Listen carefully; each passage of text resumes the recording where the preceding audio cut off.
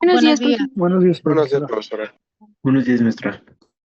Parece que está fallando un poquito la página o el internet o no sé, esperemos que podamos llevar la clase normal y tranquilo. Si me sacan, no se salgan, ahí quédense, yo vuelvo a entrar, ¿vale? Bueno, entonces vamos a continuar. ¿Sí leyeron? ¿Y qué significan estos artículos en la Constitución? O sea, ¿qué es lo que quieren plantear? ¿Qué se plasma ahí? Así en sus palabras y de manera general. ¿Por qué le llaman capítulo económico?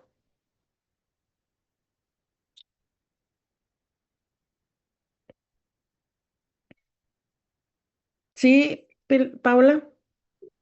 Pues bueno, según lo que leí, creo que tiene que ver mucho con la parte de la estructuración que le da la norma a toda esta parte de las limitaciones que tienen respecto a actividades económicas. Por eso creo que se llama bloque económico, porque no solamente se encarga como de limitarlas y de decir de qué se tratan, sino también como ver cómo nosotros podemos localizarlas dentro del marco legal. Ok, los del 25 al 28, o sea, ¿lo ves como un bloqueo hacia quién? Como, lo veo justo como esa parte del proteccionismo, como la parte del Estado, como lo refleja ante nosotros, pero a su vez lo protege para que cumpla con ciertas necesidades y le pone límites a los privados para que no, no pongan en riesgo esta parte de la actividad económica. Ok, ok, gracias, Paula. Emiliano y Eduardo, y después Brian. Y maestra. Prácticamente a nivel constitucional, justo habla de un apartado del régimen económico mexicano. Ujú. Y bueno, en estos se manejan varios aspectos, como que se determine quién es el dueño, eh, quién tiene el dominio sobre el petróleo, los hidrocarburos. Como segundo aspecto, la participación privada en esta área. Como tercer aspecto, el papel de ciertas instituciones en materia, bueno, de hidrocarburos. Bueno, que instituyen la materia de hidrocarburos y como cuarto aspecto, justo la regulación de su competencia y, bueno, estos temas acerca de los monopolios indebidos. Y Ok, creo que en pocas palabras, más o menos eso. ok, gracias, Emiliano. Eduardo. Ah, sí, profesora. Bueno, pues el por qué lo llaman, bueno, por qué se le dice así que es el capítulo económico es, yo digo que pues con lo que leí que es porque regula cómo debe ser la economía en el país, o sea, bueno, como que da una estructura de cómo debería, porque justamente los artículos, hay algunos que, por ejemplo, el 27 define la propiedad, como ya lo comentó el compañero, el 28 es el que regula, por ejemplo, los monopolios, que no puede haber monopolios, y le da protección al consumidor. También dice quién justo puede controlar el petróleo, la electricidad y todos estos hidrocarburos. Y dice que a final de cuentas el Estado es quien las va a manejar. Y también establece lo que comentábamos la clase pasada, que era lo de la rectoría del Estado, si no mal me equivoco, algo así. Entonces, Sí, por eso esa se supone que rectoría así se le conoce. económica. Ok, Ujú. gracias. Gracias, Eduardo. Brian.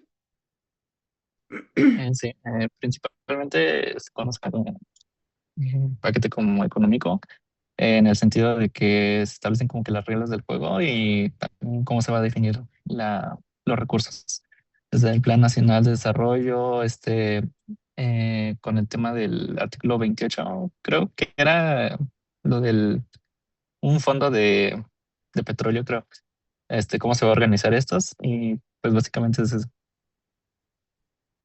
Sí, gracias a todos por participar. Y justamente como lo habíamos comentado la clase pasada, les pedí que leyeran esos artículos, porque de ahí deriva todo lo que revisamos las primeras clases, ¿no? Esto de la propiedad originaria, qué bienes, qué manejo les va a dar el Estado a su patrimonio, cuáles son de dominio privado, cuáles de dominio directo, de dominio público, y de ahí vamos a ir bajando hasta el dominio directo que ya revisamos y el establecimiento de áreas estratégicas. Y justamente ya dicen rectoría económica o capítulo económico, porque es a partir de los artículos a través de los cuales el Estado va a poner todo el marco normativo para poder realizar actividad económica y supervisar la que realicen los particulares. Por eso también ahí viene lo de los monopolios.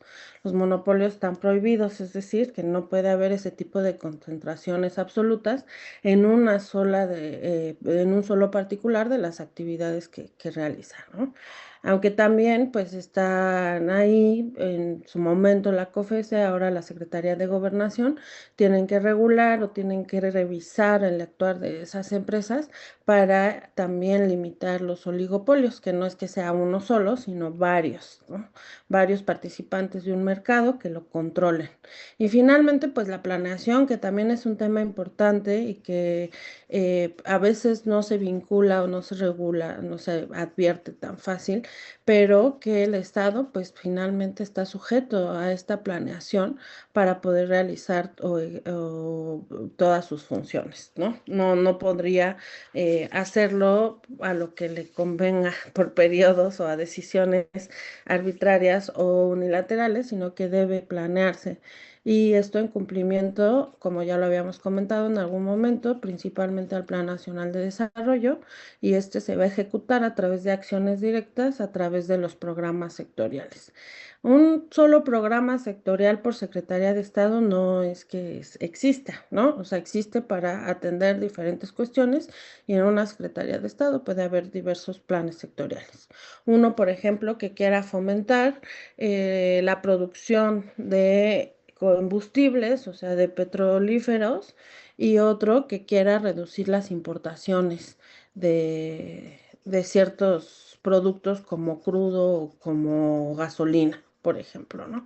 Entonces, cada uno de estos programas, o por ejemplo en el tema eléctrico, pues también cuáles van a ser los programas que se van a implementar para poder lograr esa generación de energía eléctrica a través de energías limpias que permitan caminar hacia la transición energética. Entonces, todo esto debe estar establecido en el Plan Nacional de Desarrollo y con acciones directas en los programas sectoriales que autorice la Secretaría de Estado. En este caso, o en el que a nosotros nos interesa, pues la Secretaría de Energía, ¿no? También les pedí que leyeran, por ahí les mandé el decreto anterior, el de 2013, los transitorios, o sea, no que los leyeran todos, pero digo, aunque se los echaban rápido, ¿no? Pero ¿quién los pudo revisar? Les mandé el decreto ayer en el chat. ¿Nadie? A ver, Brian.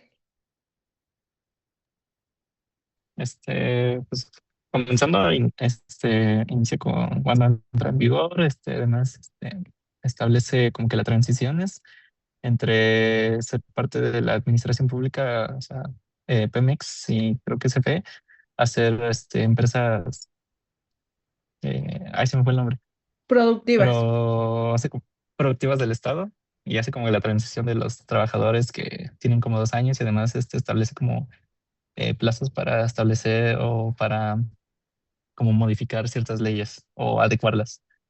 Ujú. Y, por ejemplo, ¿qué diferencia notaron con el tema de un régimen transitorio de cualquier otra ley publicada? La clase pasada me comentaban, ¿no? Bueno, ese régimen transitorio, pues como su nombre lo dice, es transitorio, ¿no? O sea, es solamente para aplicar la nueva legislación y dejar de aplicar la que se encontraba vigente o la sustituida, ya sea reformada o derogada o abrogada.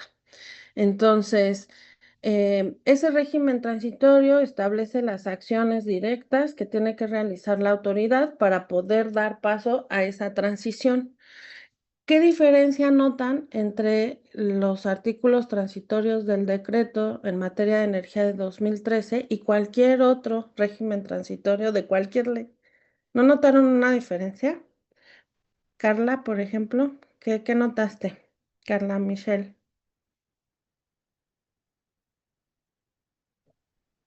Maestra, la verdad es que no, no revisé esos artículos. ¿No? Ok. Leilani. Mira, ya Pues te habías levantado la mano. Ok. sí. Bueno, uno de las que yo noté en esta diferencia es que en estos transitorios sí te explicaba como un poquito de detalle cómo iba a transformar Pemex y la CFE, cómo diseñar algunos contratos petroleros, cómo iba a crear el Fondo Mexicano de Petróleo. eh, Te definía más como esta política energética nacional, pues en estos transitorios. Es correcto. Es correcto. Gracias, Leilani. Diego.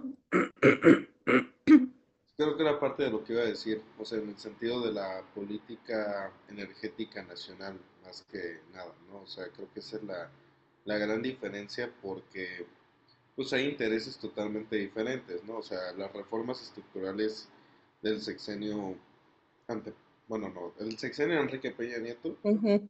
por ejemplo, pues presentaban un proyecto totalmente distinto. Inclusive yo me acuerdo que hasta se llegó a creer que era un debilitamiento del mismo Pemex a propósito para facilitar una transición, ¿no? Y en esta nueva administración, con este cambio de paradigma, por así decirse, y que se ha focalizado como empresa productiva del Estado, pues vemos como que un interés totalmente distinto y un enfoque totalmente distinto a pasadas reformas, ¿no? Sí, como bien lo mencionas, Diego, pues es un tema de cambio estructural, ¿no? Por eso se llamaron reformas estructurales, donde no solo se iban a regular nuevas atribuciones o se le iba a dar una visión distinta, sino que desde el fondo, desde la sustancia de la forma en la que se iban a desarrollar esas actividades o incluso organizacionalmente también se iba a modificar todas estas reformas estructurales, eso era lo que buscaba, ¿no? Cambiar la forma establecida en la que actuaba el Estado. Y por lo que hace a la energética, pues sí, no nada más, bueno, a ver, vamos a escuchar a Julia y ahorita continuamos. ¿Sí, Julia? Sí, profesora, buenos días. Creo que también iba a decir a lo que yo iba, que un transitorio común pues solo organizaba la entrada en vigor, y sin en cambio el de 2013 cambió todo el modelo económico energético, redefinió la rectoría del Estado y bueno, alteró también esta relación que había entre propiedad pública y el mercado. Yo noté que también pues agregando esto de que ya dije, rediseñó todo el sector y también produjo efectos permanentes a diferencia de lo que haría un régimen transitorio común. Es Y correcto. también bueno, tuvo mucho contenido material sustantivo a diferencia de lo que tendría un transitorio ordinario. Es correcto, y justamente eso era lo que quería que advirtieran, ¿no? O sea, que no fue en realidad un régimen transitorio, sino que a través de esos transitorios de la reforma constitucional, lo que se estableció fue la forma en la que se tenía que legislar, cosa que siempre se deja a la aplicación de la reforma en sí mismo, ¿no? Y con las atribuciones de las autoridades. Pero aquí no quisieron dejar fuera esa libertad y establecieron todo el esquema, tanto del sector hidrocarburos como del sector eléctrico, aquí, ¿no? Crearon autoridades, dijeron cuáles iban a ser las atribuciones de esas autoridades, dejaron de señalar simplemente plazos y la facultad de hacerlo, sino le dijeron, tienes que hacer esto y durante este tiempo y con estas consecuencias. Y entonces, como bien lo menciona Julia, en lugar de ser un régimen transitorio, estableció el régimen que se iba a aplicar, ¿no? Entonces fue una cosa pues extraña, distinta siempre a las modificaciones, pero se aceptó, ¿no? Y a partir de ahí fue que se crearon Estas 11 leyes nuevas en las que ya se iba a regular el sector en manera general, la geotermia, la electricidad, los hidrocarburos, la transición energética. Hubo modificaciones sustantivas en presupuesto, en planeación, en ambiental, o sea, se modificó todo el régimen, dando origen a este que le llamaron leyes secundarias, y en realidad pues es el marco normativo que estuvo vigente de 2013, o bueno, 2014, agosto de 2014, que fue cuando se emitieron las leyes secundarias, hasta pues podría, yo creo que el 18 de marzo de 2025, cuando se sustituye ese régimen o todo ese marco normativo con la nueva legislación que actualmente se está vigente, derivada de las dos reformas constitucionales de finales de 2024, ¿no? La de la eliminación de los órganos constitucionales autónomos, que ahí metemos a los órganos reguladores coordinados en materia energética, y la de la naturaleza jurídica de la CFE y Pemex como, o sea, este cambio de empresas productivas a empresas públicas. Entonces, como ven, si nosotros, o sea, no es que no les quiera dar los antecedentes, ¿no? Ya les dije que se los voy a poner ahí, pero lo relevante, los cambios sustanciales han sido en un periodo de tiempo muy corto. 2008, con Felipe Calderón, y derivado de la falta de actividad en exploración, principalmente de petróleos mexicanos, abre, digamos, una ventana a la inversión o a la actividad de los privados en el área estratégica de exploración y extracción, y crea un modelo de contratos que se llamaban incentivados. CIEPS y COPS, ya les había comentado al final de la clase pasada. Estos contratos eran contratos integrales de exploración y producción, por eso es CIEP, son sus iniciales, ¿no? Y COPS, contrato de obra pública financiada.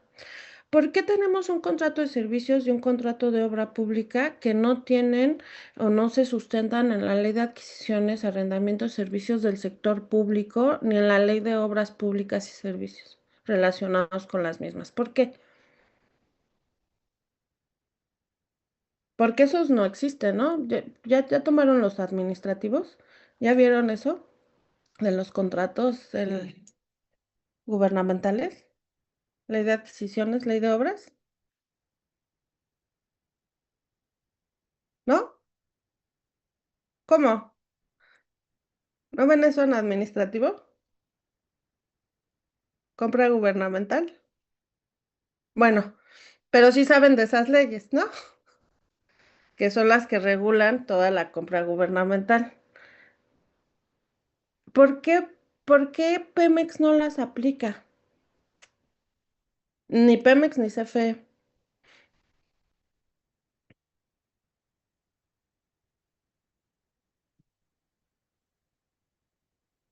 ¿Por qué crees, Fernando Vargas?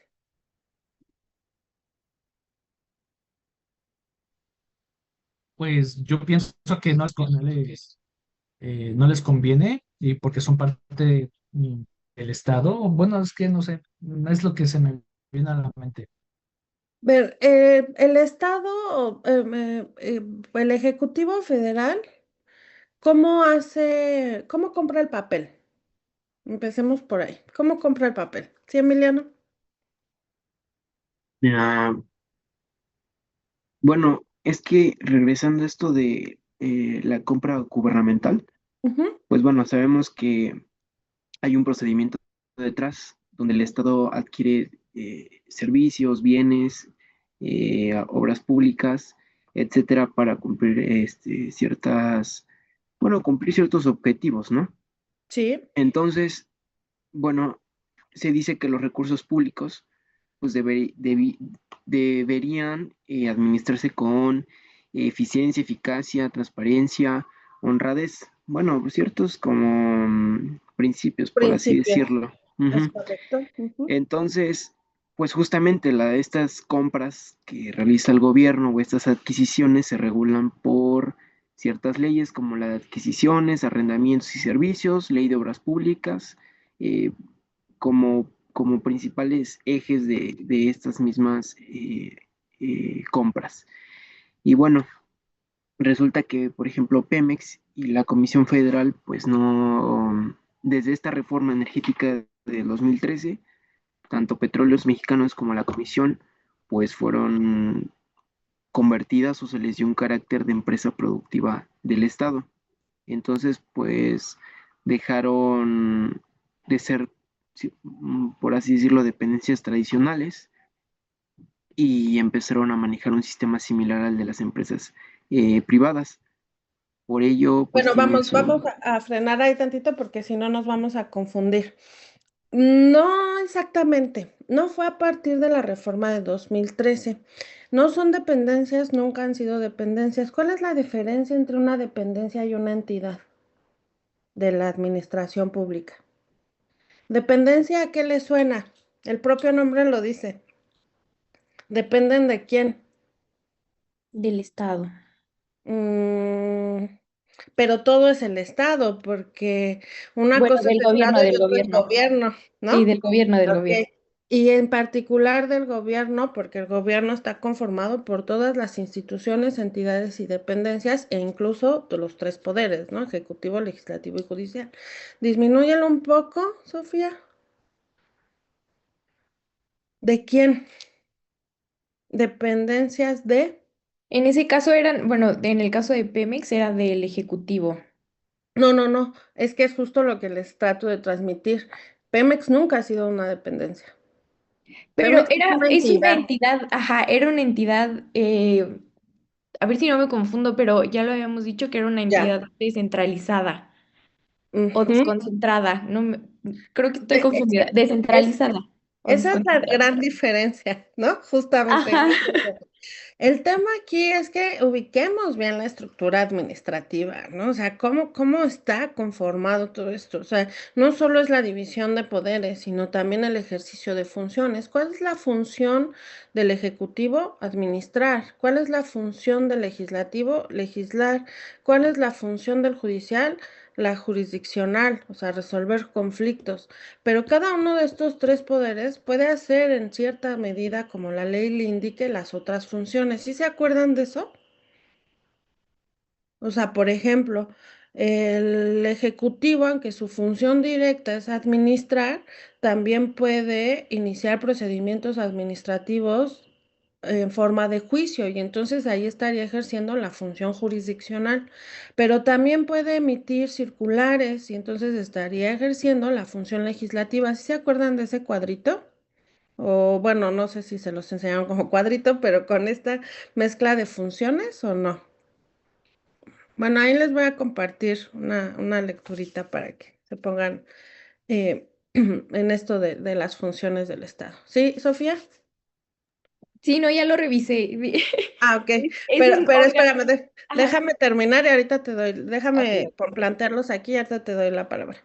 Entonces, además de tener, o sea, tenemos que ir ubicando todos estos, los lugares que ocupan, ¿no? La administración. Y entonces, ¿por qué se llama órgano desconcentrado y por qué se llama organismo descentralizado? Pertenecen a dos niveles distintos de control y de dependencia con relación al Ejecutivo Federal, ¿sí? Todo eso es la administración pública federal. O sea, ¿quién es el cabecilla o la cabecilla en este caso? ¿Quién es el Ejecutivo Federal? La presidenta. La presidenta. Y entonces, ¿quién tiene las atribuciones? La presidenta, ¿no? Y las va a delegar. Las puede delegar a alguien que depende de ello. ¿Quiénes son? A ver, Sofía, ahora sí, ¿qué vas a decir? Las secretarías de Estado, Las secretarías de Estado. que esos Y serían órganos desconcentrados, ¿no? no, son secretarías de Ok. Estado, pero en el ejercicio de esas funciones pueden crearse órganos desconcentrados que van a depender directamente de esa Secretaría de Estado, ¿sí? O sea, no voy a tener, ¿cuál es la muletilla de siempre para distinguirlos? Personalidad jurídica y patrimonio propio. Pero ¿en qué se traduce eso? ¿En qué se traduce eso que siempre repetimos? Personalidad jurídica y patrimonio propio. ¿Qué representa el que lo tengas o no lo tengas? Fernando Vargas.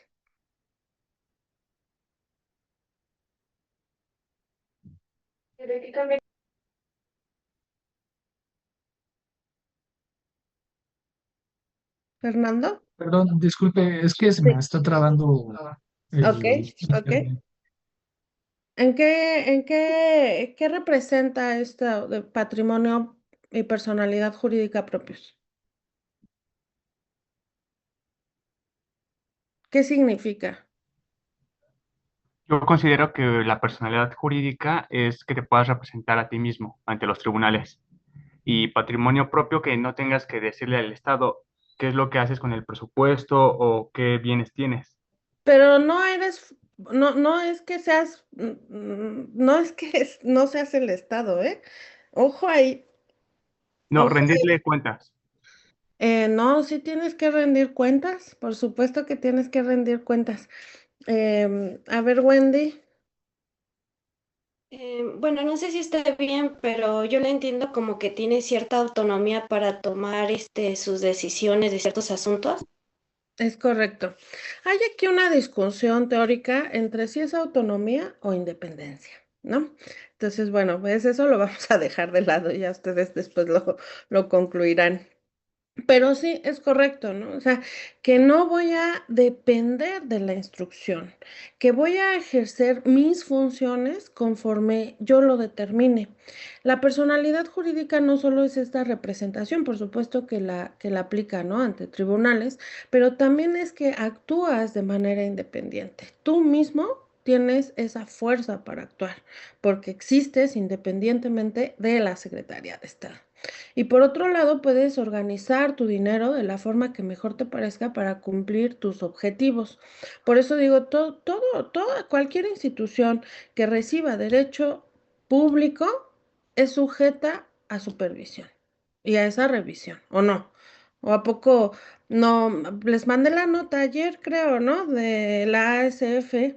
Descubriendo un desfalco, bueno, un tema ahí de que no encuentran dinero de Pemex del 2019 al 2021, ¿no? O sea, ya está sujeto ahí. Pero eso ha sido siempre, o sea, siempre ASF ha revisado Pemex, siempre ha encontrado huecos que no se pueden llenar bajo ninguna excusa, ¿no? O sea, son instituciones que también son supervisadas. ¿De quién depende la ASF? ¿Qué es la ASF? Es que luego siento que me voy hablando y no me está... ¿Qué es? Sí, Uraya. Es la Auditoría Superior de la Ok. Federación y depende del legislativo. Ok, entonces ahí es donde se van a compensar también, ¿no? Esas actividades que tiene de supervisión el legislativo a través de la Auditoría Superior de la Federación para revisar la cuenta pública. Siempre que haya dinero público, va a estar vigilado y va a haber rendición de cuentas. Entonces, la diferencia es que, como veníamos diciendo, está el Ejecutivo y dependencias, o sea, las secretarías de Estado. Y esas secretarías de Estado puede tener órganos. ¿Su brazo qué es? ¿Un órgano o un organismo? Sus Un manos, órgano. un órgano, es de ustedes, ¿no? Forma parte de su cuerpo. Él actúa independiente solo. ¿Y ustedes ni se enteran? No, ¿verdad? Necesita el impulso de nuestro cerebro para que pueda moverse, para que pueda realizar ciertas cosas. Entonces es un órgano, forma parte de nosotros. Pero, por ejemplo, el COVID, ¿qué era? Vino, nos destruyó, nos encerró 2 años. ¿Y qué era? ¿Formaba parte de nosotros? Es un organismo, ¿no? Está fuera y es organismo descentralizado. Forma parte del otro lado de la administración pública a la centralizada. Tenemos esta centralizada que todo depende del Ejecutivo, no hay personalidad jurídica, no hay patrimonio propio. Si hay presupuesto, por supuesto, pero no hay patrimonio propio, no lo pueden ejercer como quieran. Y por el otro lado tenemos al sector paraestatal. Este sector paraestatal, ¿qué significa? ¿Qué es paraestatal? Denme un segundito, por favor, mientras vayan diciendo. No me voy a ir solo, necesito atender.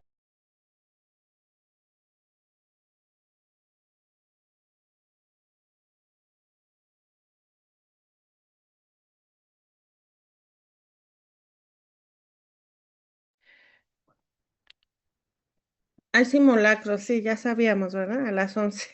Entonces, ¿qué es el sector paraestatal? ¿Qué significa paraestatal? Victoria. Pues yo tengo entendido que son justamente los organismos que colaboran con el Estado. O sea, no son independientes solamente, pero sí tienen, o sea, están como de manera auxiliar, digamos. O sea, no son directamente como los que van a actuar, pero son los que van a ayudar, básicamente. O sea, según yo, ahí entran los organismos descentralizados. Sí, es correcto, ahí entran. Ok, ahorita definimos más claramente, gracias. Karime. Podrían ser como estos organismos que sí pertenecen al Estado, pero justo tienen personalidad jurídica y patrimonio propio, o sea que son autónomos. Es la primera característica, ¿no? Gracias. El hecho de que tengan personalidad jurídica y patrimonio. No es que sean distintos al Estado o al gobierno, ¿no? O sea, ya yéndonos más, más cercano. No es que sea distinto al gobierno, no es que no pertenezcan a la administración pública. De hecho, la Ley Orgánica de la Administración Pública en su primer artículo lo dice, está integrada por el sector central y el sector paraestatal, ¿no? Entonces es ¿gobierno? Sí, por supuesto que sí, pero entonces, ¿por qué están allá y no aquí? Porque lo que les vamos a encargar son actividades que no tienen que estar vinculadas directamente con el cumplimiento de las políticas públicas y que no vamos a depender del gobierno en turno. Por eso están allá. Por eso se deben realizar por entidades que sobrevivan a los cambios de gobierno y que tengan decisión inmediata y autónoma o independiente para poder cumplir con sus objetivos previamente establecidos, ¿no? Entonces, ¿cuál es esa diferencia o por qué no voy a depender de la decisión del Ejecutivo Federal? Esa es la gran diferencia. Voy a poder ejercer mis funciones conforme a mi propia planeación y conforme a mi propia decisión. Esta delegación no se da subordinadamente, sino te la entrego, estas funciones que corresponden al Estado, te las entrego y tú las vas a llevar a cabo. ¿Tienes que estar vinculado con el Ejecutivo Federal? Sí, por supuesto, ¿no? ¿Tiene que cumplir con ciertos objetivos del Plan Nacional de Desarrollo? Sí, por supuesto. Tienes que estar vinculado con el resto de la administración pública, sea centralizada o paraestatal. Sí. O sea, no es un ente extraño, no es como si se cocinara aparte, sino forma parte de lo mismo, pero es este ejercicio de funciones con diferente nivel de supervisión por parte del Ejecutivo Federal, supervisión y dependencia, ¿no? Entonces, aquí de este lado, ahora, antes se encontraban Pemex y CFE como organismos descentralizados, ahora se encuentran como empresas públicas del Estado. También en su momento ahí se encontraban los órganos reguladores coordinados en materia energética. Y entonces yo les pregunto, en la reforma de finales de 2024, donde se eliminaron los órganos constitucionales autónomos, en los que de manera general encontrábamos a COFESE, a IFETEL y al INAI, ¿no? COFESE en temas de competencia, IFETEL en tema de comunicación y telefonía, y el INAI en temas de transparencia. Y la exposición de motivos de esa reforma constitucional fue, hay duplicidad de funciones. Las secretarías de Estado hacen eso también. y de hecho es su competencia. Entonces vamos a eliminar a estos órganos constitucionales autónomos para que esas funciones vuelvan al sector central y se supervise. Mi pregunta o lo que quisiera que reflexionaran es, ¿sí? Sí se podía, o sea, era algo tan simple como la transferencia de esas funciones para que otra autoridad con otra naturaleza jurídica, con otra dependencia del Ejecutivo Federal se encargara. ¿Era tan viable o no? Eso, bueno, ya lo verán después cuando veamos esa reforma, ¿no? Pero para que lo vayan reflexionando, si era tanto se estaban duplicando las funciones.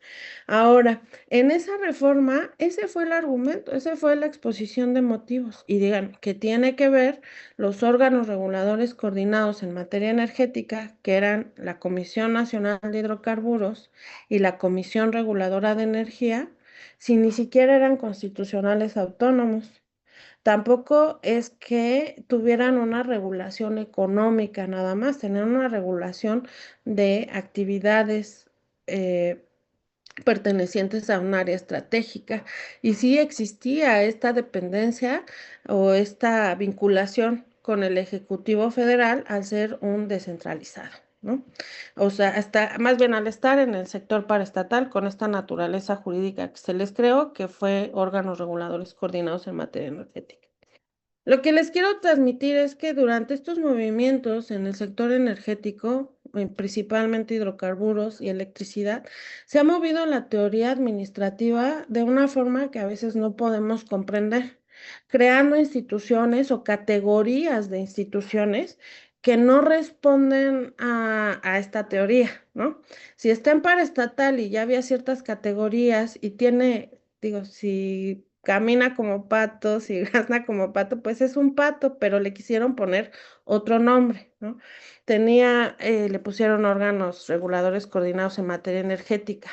Ahora, a Pemex y CFE también les dan una categoría nueva e independiente, que son empresas públicas del Estado, ¿no? Y entonces entramos a un dilema de tratar de comprender qué significan esas naturalezas jurídicas que se crearon y cuáles son las diferencias con las ya existentes, porque debe haber alguna diferencia, ¿no? Si no, serían otra vez organismos descentralizados.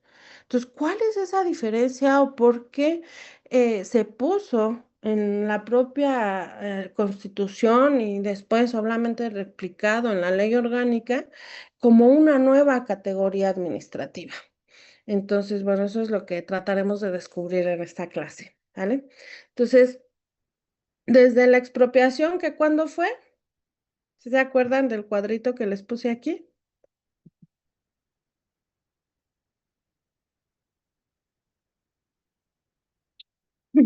Desde el 38 y bueno, desde los 30 hasta 2008, todo se manejó parecido, similar, ¿no?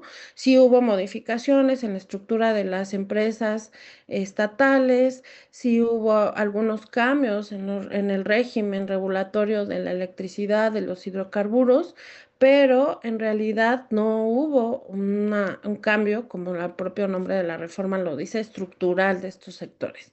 Y es hasta 2008 que se empieza a mover de una forma rapidísima, pero si toman en cuenta, ¿cuántos años van del 2008 a la fecha? 18, ¿no? ¿Cuántos años tienen ustedes? ¿Aprox? ¿18, 20? ¿No? ¿Cuántos años tienes, Diana?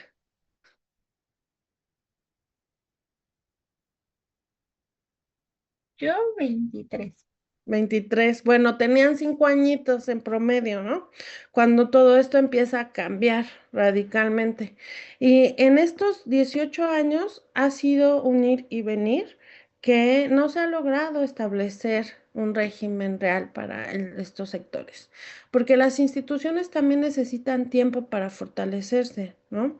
No es lo mismo una institución nueva, con facultades nuevas, con apenas empezando a manejar su dinero, cuando ya tienes muy establecido y eres una institución fuerte, sin importar quién llegue dentro de de esa institución o fuera de esa institución. Entonces, esa fortaleza no se ha logrado en el sector energía, eso es real, ¿no? Aunque Pemex ha tenido existencia desde los años 30, finalmente este cambio o estas modificaciones en sus actividades, en sus funciones, en su propia naturaleza jurídica, sí, como lo decía alguien, pues lo ha debilitado. Pero no lo ha debilitado respecto al ejercicio del poder que ejerce, sino lo ha debilitado como institución y como confiabilidad, ¿no? Principalmente. Eh, y también al resto de las instituciones que intervienen. Entonces volvemos a 2008 con Felipe Calderón, se abre esta puerta a través de estos contratos incentivados. Ah, bueno, y todo esto empezó porque ni Pemex ni CFE aplican ley de adquisiciones ni ley de obra porque siempre han tenido un régimen especial. O sea, no es que no es a partir de la reforma de 2003, es desde su creación. Tienen un régimen especial. ¿En qué? Precisamente en compra, en personal. Por eso es que sus derechos laborales son distintos, ¿no? O sea, por eso se jubilan al 100%. Por eso tienen derecho a N número de cosas que ahora los tienen endeudados. Pero también tienen un régimen especial para el tema laboral, también de responsabilidades, también de auditoría, todo, tiene un régimen especial, digamos, con dicho de viejita, se cocina aparte, ¿no? Aparte totalmente, pero eso no quiere decir que no se tenga que ajustar a su propia normativa, eso no quiere decir que sea China libre, ¿no? Tiene que cumplir la normatividad, solo que no es la normatividad que le aplica al resto de las dependencias. Es una normatividad especial para estas dos empresas del Estado, ¿no? Entonces, pero eso ha sido siempre, insisto, no desde 2013.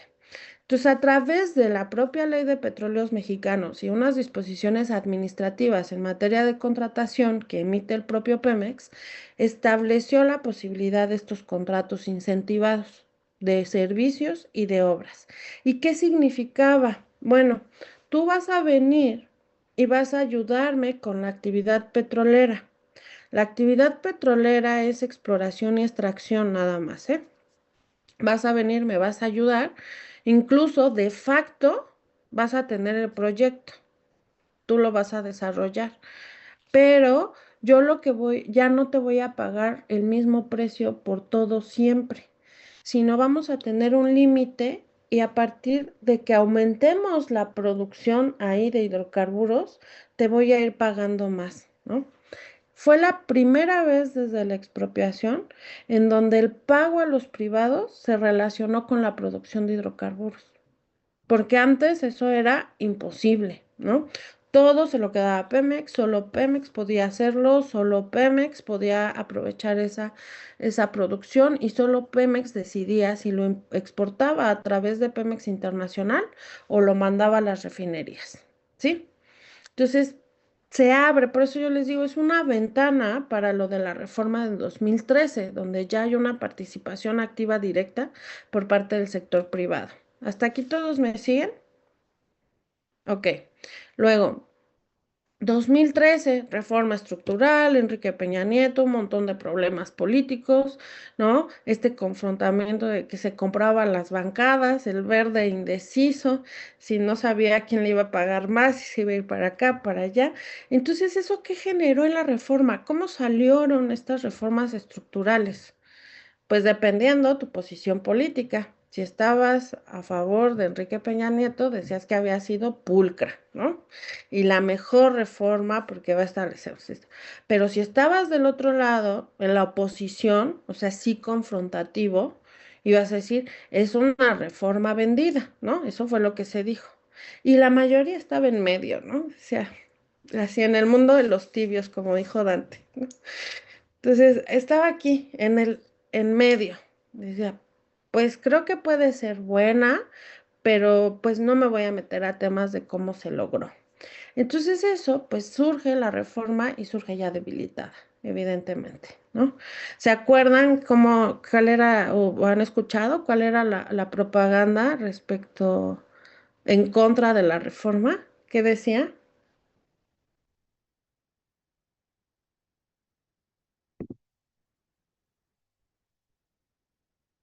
Mariam, ¿sabes qué pasó cuando salió esa reforma?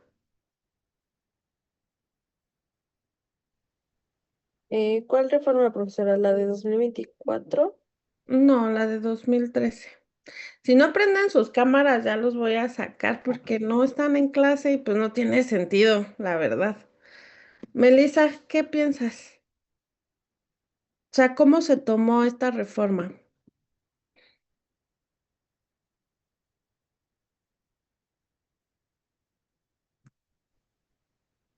Pues es que lo único que justo yo tenía conocimiento era eso que este pues la gente no estaba como de acuerdo, Ujú. pero ahorita estaba como googleando justo lo que dice usted de la propaganda. Entonces, déjeme lo checo rápido, porque ya Ok. me dio curiosidad Pero el pues, justamente como lo dices, es ese rechazo, ¿no? Julia y Diego. Ah, sí, profesora, yo me acuerdo que estaban diciendo mucho eso de vendepatrias y que no a la privatización de Pemex. Y que nos iban a robar. Bueno, Diego, adelante. Pero sí, sí, el vendepatrias fue el lema, ¿no? Ajá. Yo me acuerdo que cuando fue la reforma, yo siempre me dediqué a los concursos de oratoria y eran el tema principal en ese momento de todos los concursos. Y recuerdo que había un rechazo tan grande, pero, o sea, institucionalmente era una maquinaria totalmente distinta, porque justamente hablé de la reforma energética en un evento de Pemex y creo que apenas había sido la discusión en cámaras del paquete de reformas. Este, y bueno, critiqué mucho con respecto a que no se hablaba nada del outsourcing de Pemex, que es su mayor, ¿no? O sea, uno de los mayores problemas que tiene.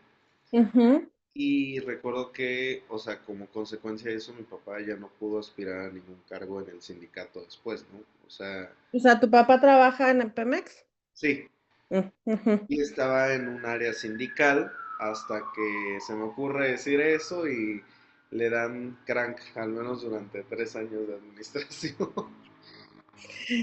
Acabas de decir algo, digo, gracias por compartirnos algo tan personal, pero acabas de decir algo que pocos vemos, ¿no? A menos de que estés tan cercano ahí. Y justamente ese poder que les digo que se transmina es ese que está diciendo Diego. O sea, desde que llegas, es así como que pudieran guiar tu vida dependiendo de las decisiones que tomas, ¿no? En ese momento. Y esto ya creo que se los había comentado. Yo llegué ahí hace mucho tiempo, ¿no? Creo que en el 2011, a principios del 2011.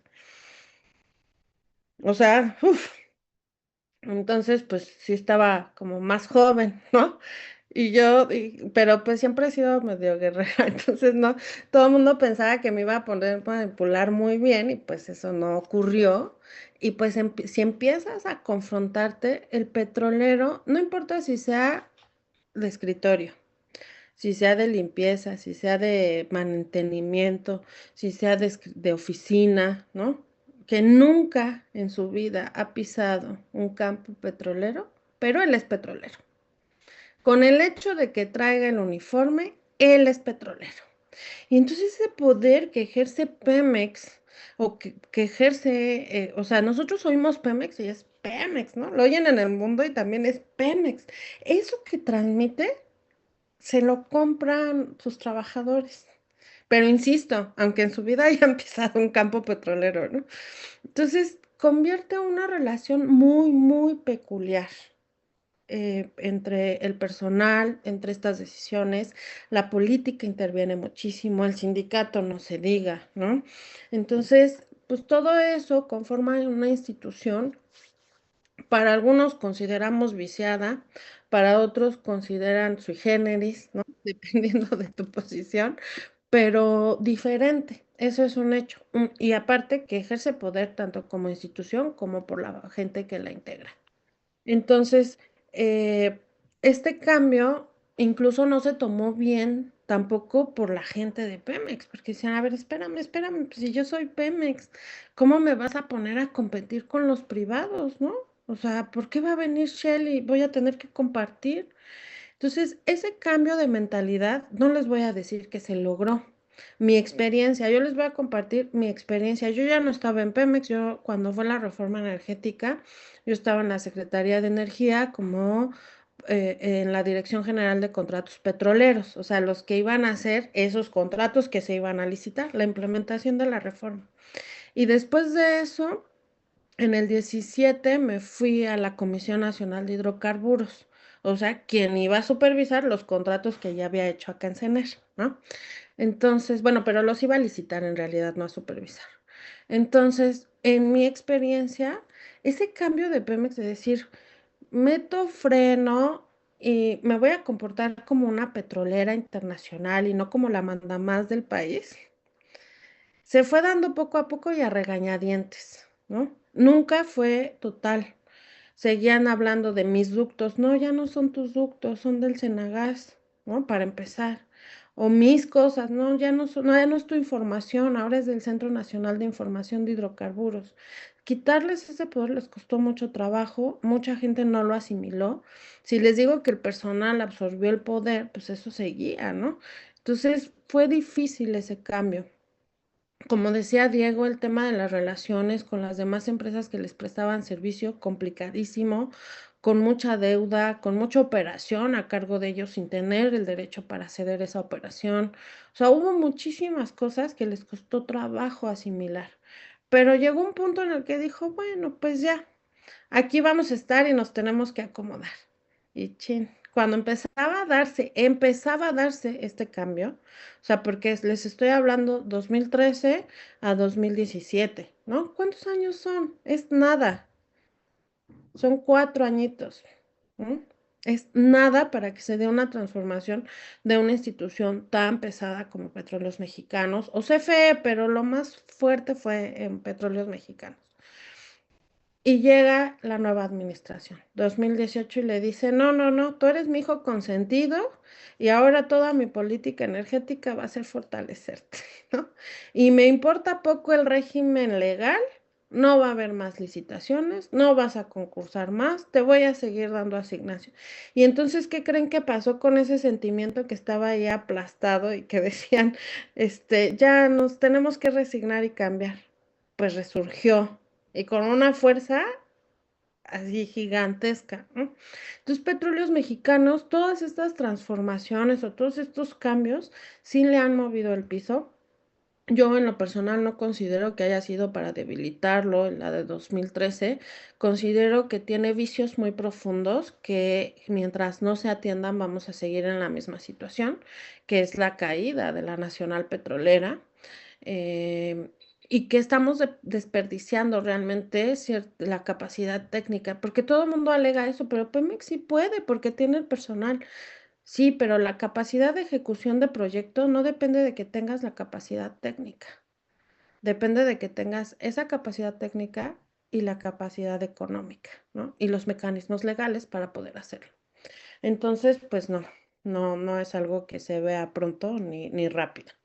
Entonces, ahí en 2008, la Comisión Nacional de Hidrocarburos y la Comisión Reguladora de Energía tienen más atribuciones todavía, pero todavía eran un órgano desconcentrado de CENER, ¿sale? Eran como sus asesores técnicos. ¿Qué podemos hacer aquí en estos temas tan técnicos? ¿Puedo aprobar o no puedo aprobar? Y sí, ya tenían en este momento ciertas facultades de sanción, ciertas facultades de supervisión, pero todavía no completas y tampoco las iban a lograr tener porque eran desconcentrados de CENER. En 2013 y 2013, 20 de diciembre, se publica la reforma energética, la constitucional, reforma constitucional en materia de energía, modificando artículos principalmente 25, 27 y 28 constitucionales. Y a partir de ahí, o sea, se genera todo este marco normativo derivado de los transitorios que revisaron. Y si no los revisaron, revísenlos, échenles un ojo nada más. Y se crea todo este marco normativo con 11 leyes y la modificación de N número, ¿no? Em, y después, Profesora, ¿sí? disculpa que la interrumpa. No, no, ¿11 o 12 leyes? 12 leyes, Ah, 12 ok. leyes, sí. Gracias. 12 leyes, que 12 leyes, ahorita les paso un cuadrito, son 12.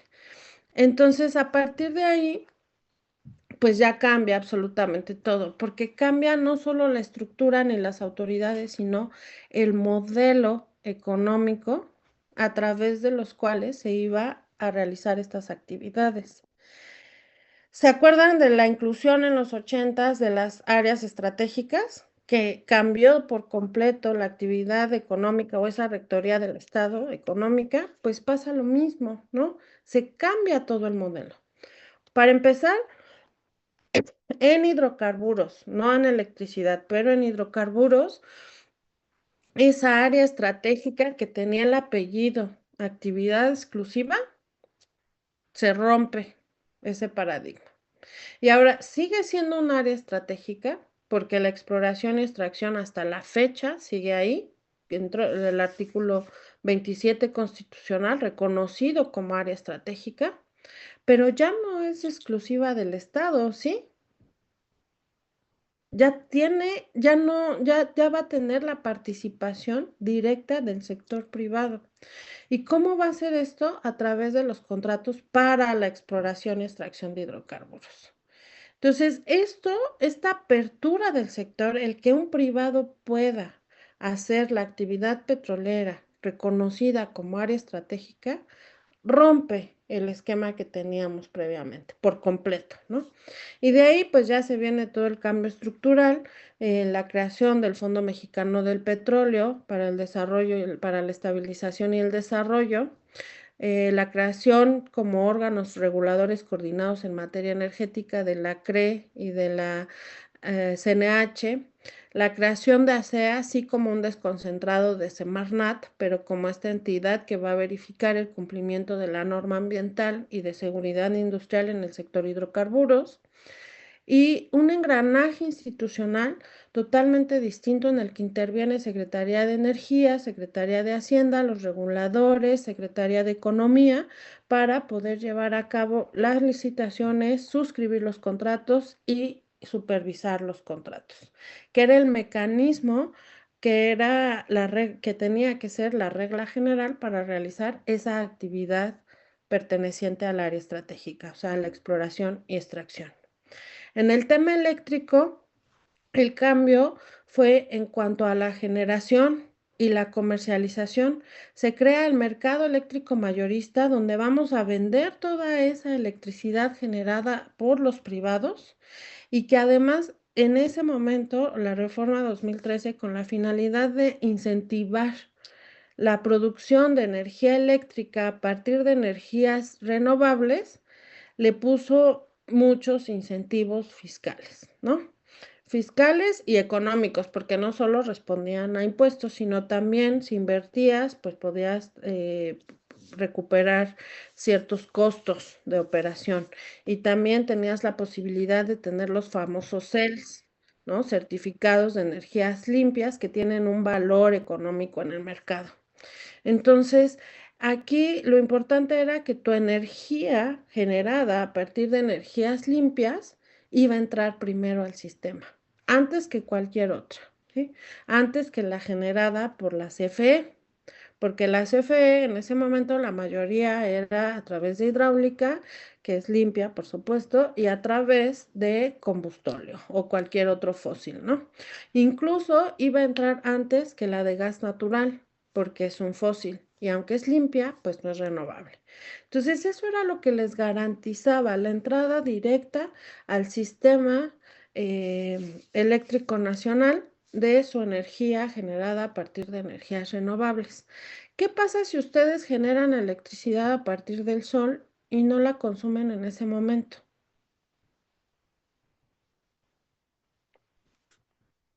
Se pierde, ¿no? se pierde. ¿Por qué? Porque no tenemos esa capacidad o esa infraestructura para almacenarla, ¿no? ¿Cómo almacenamos la electricidad?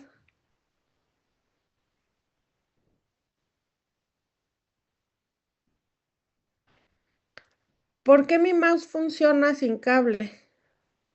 ¿Qué tiene?